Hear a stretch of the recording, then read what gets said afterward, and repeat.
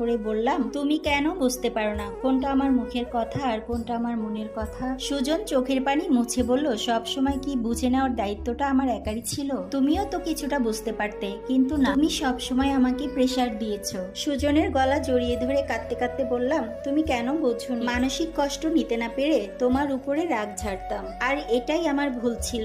আর এই ভুলের শাস্তি এতটা নির্মম হবে কোনোদিনও আমি ভাবতে পারিনি। সুজন আমার হাত ছাড়িয়ে বলল, তোমার বুঝতে বুঝতে অনেক দেরি হয়ে গেছে, এখন আর কিছুই করার নেই। দম বন্ধ হয়ে যাচ্ছিল কান্না করতে করতে। বারবার মনে হচ্ছিল সুজনের পা ধরে অনুরোধ করি, তুমি এটা করো না, কিন্তু না, পারলাম না।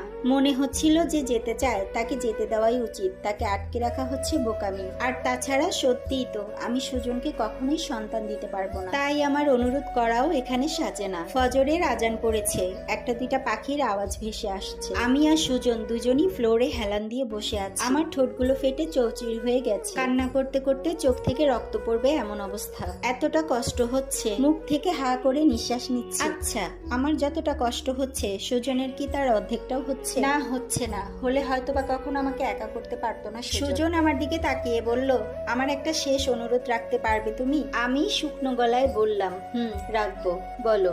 সুজন আলমারি থেকে একটা ব্যাগ বের করে আমার হাতে দিল। ও বলল, আমি জানি তোমার খুব কষ্ট হবে, তবুও তুমি এই শাড়িটা আমার জন্য পরো। গত 3 মাস আগেই তোমার জন্য কিনেছিলাম। ঝগড়া ঝাঁটি ঝামেলা সব মিলিয়ে তোমাকে আর দিতে পারিনি। আমি চাই আজকের দিনে তুমি একটু পরিপাটি হয়ে থাকো। সকালে ফুল আসবে বাসর ঘর সাজানোর জন্য। আমি তোমার জন্য বেলি আনতে বলেছি, খোপায় পড়ো।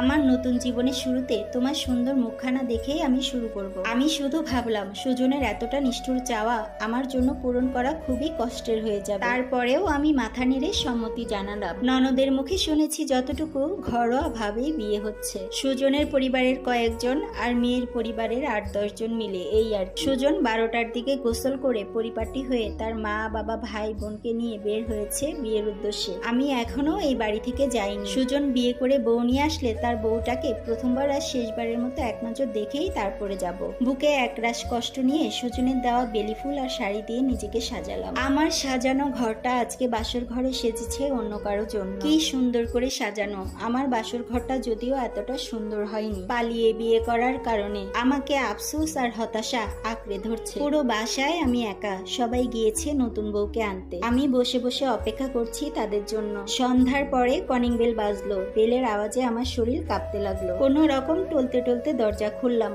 প্রথমেই আমার ননদ হাসি মুখে ঘরে ঢুকলো, কিন্তু আমার শ্বশুর শাশুড়ি মুখ কালো করে ঘরে ঢুকতে ঢুকতে বলল, অলক্ষণী কোথাকার, এই বলেই হন হন করে চলে গেল। সবার পরে সুজন আসলো।